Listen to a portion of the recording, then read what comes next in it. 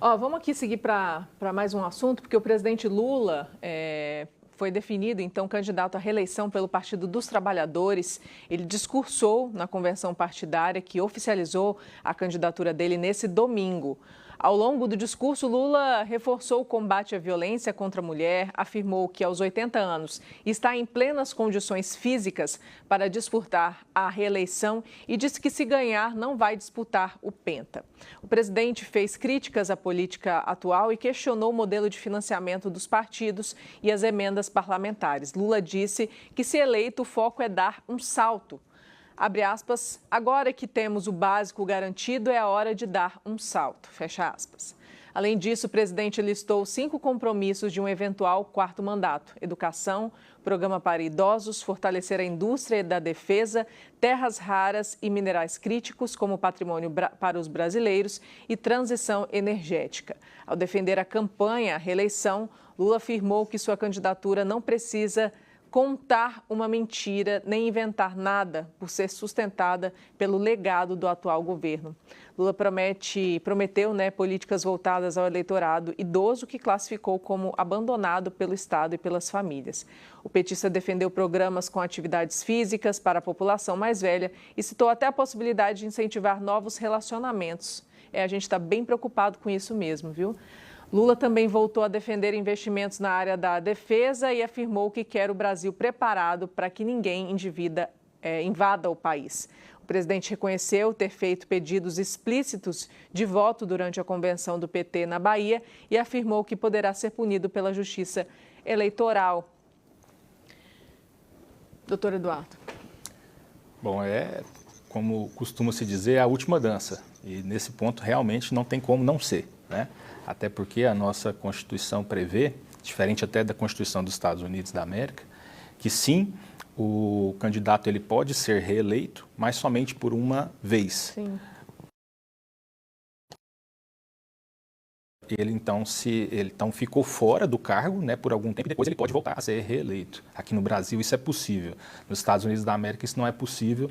Inclusive é algo que no ano que vem a gente vai ter provavelmente um tensionamento a respeito disso, porque o Donald Trump ele não pode ser reeleito pela Constituição deles, mas ele já começou a falar que ele vai ter que dar um jeito, algum jeito, não sabemos como.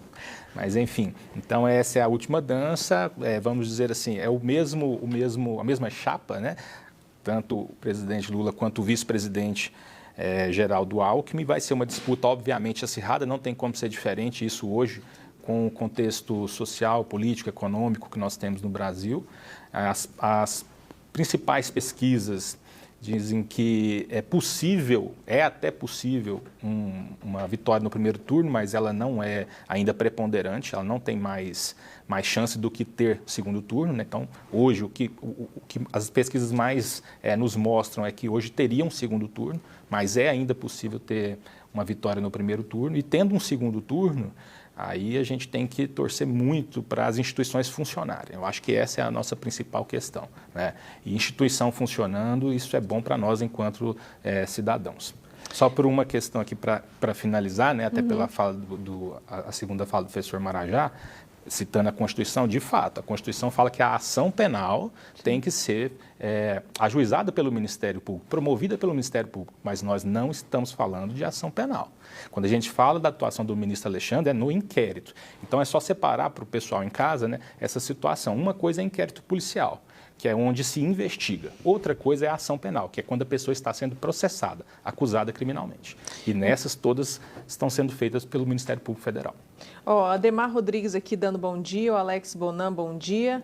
Estranho a Polícia Federal acionar a AGU. Será que tem gente grande também envolvida na Polícia Federal? Essa blindagem é muito suspeita. Qualquer animal racional ou irracional percebe isso. Vangelis, PF... gente, se vocês forem ficar xingando aqui, eu não vou falar não, mesmo que seja xingando o Lula, tá? Eu não vou ficar lendo xingamento aqui não posso. Lucimar Souza Melo, bom dia, Lucimar.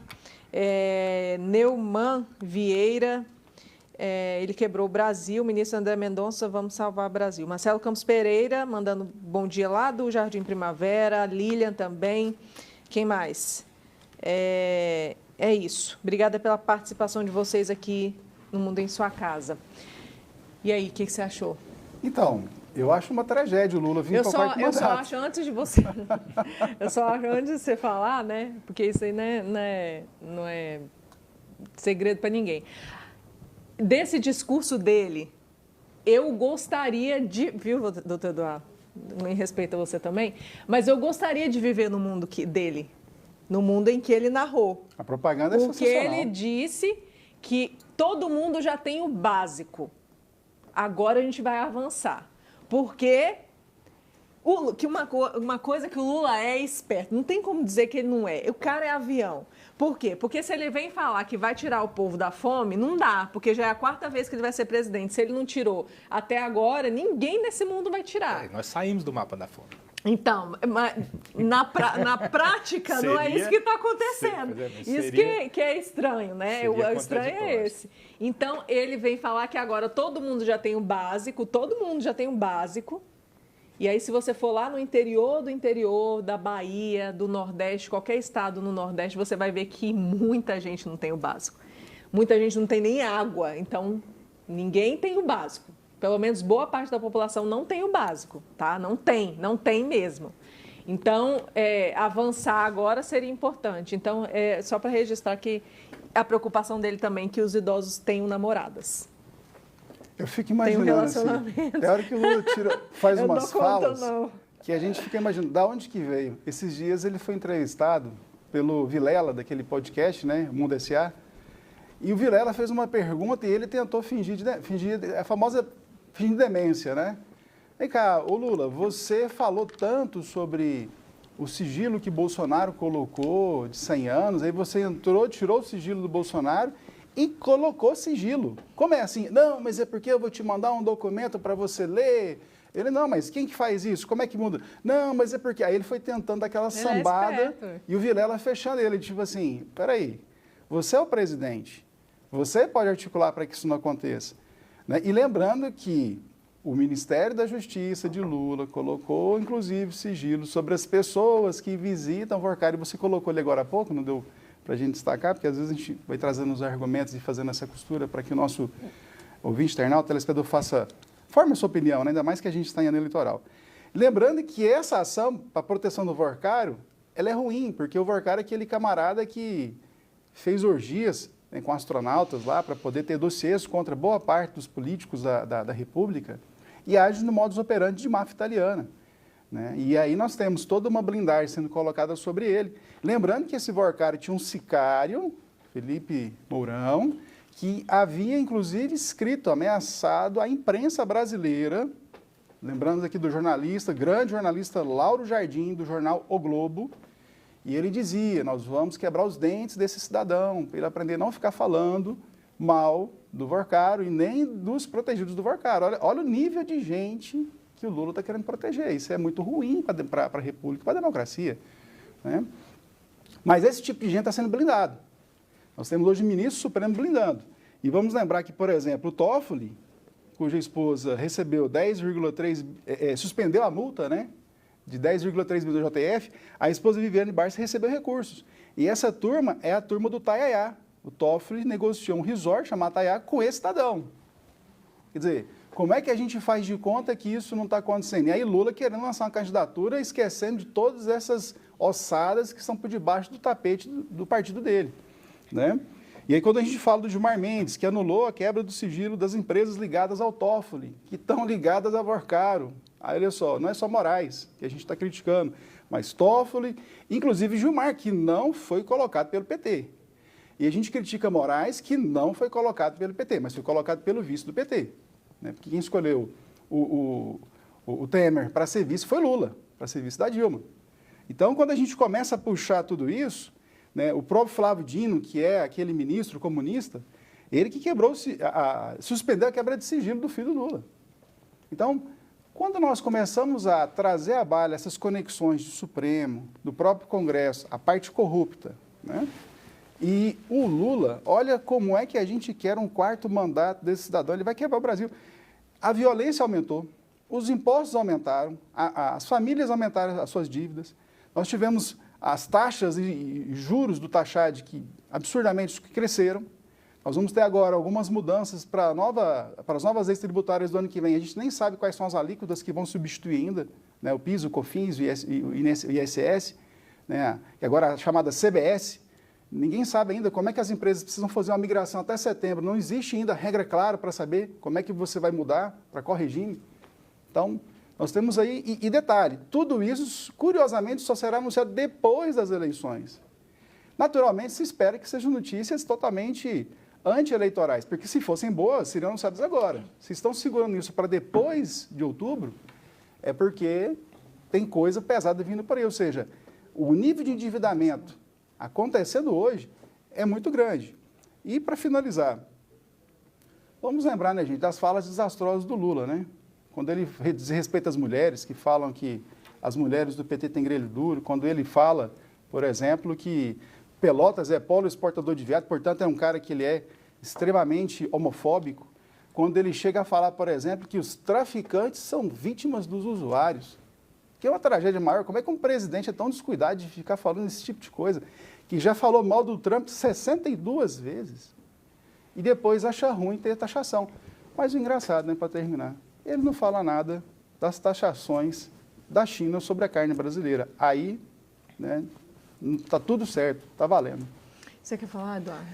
Rapidamente, pegar só um ponto do que o professor Marajá pontuou aqui, que foi a entrevista que o presidente Lula deu, acho que ao Vilela, não foi, Vilela, professor? Foi. E aí fazer até uma defesa dos advogados criminalistas. Por quê? Porque ele falou mal dos advogados criminalistas no sentido de que ele falou, olha, eu não contratei... O presidente Lula. Tanto é que instituições que eu faço parte, né, tivemos que lançar várias notas de repúdio, etc., no sentido de que ele disse o seguinte, ó, eu não contratei um criminalista para me defender, sabe por quê? Porque criminalista defende bandido. Então, eu tive que contratar alguém de fora, que é o hoje ministro Zanin, né? Sim. Só que isso, claro, tem a questão toda política, porque o Lula é um cara político, eminentemente, mas dentro da advocacia, da questão jurídica propriamente dita, né, nós temos que falar que isso, primeiro, não é verdade. Essa questão que criminalista defende é o bandido, até porque há uma separação completa dentro de um mundo minimamente civilizado entre o que é o crime e o que é a pessoa que está sendo acusada. Sim. Né? Então, essa é a primeira situação. E segundo, é que o próprio presidente, lá atrás, ele não tinha só o Zanin como advogado. Ele contratou Sepúlveda Pertence, que já foi do Ministério Público, ministro do Supremo e advogado criminalista. Contratou Juarez Cirino, um dos maiores criminalistas que nós temos. José Roberto Batóquio, presidente da OAB, ex-presidente da OAB. Então, ele já teve, sim, grandes criminalistas ao seu lado. Claro que o principal advogado era o advogado Zanin, que fez um excepcional trabalho. Do ponto de vista jurídico, acho que ninguém pode falar que ele fez um trabalho ruim. Mas, enfim, é essa situação no sentido de realmente pontuar, né, que essa fala é distorcida e é completamente, então, equivocada. Ok.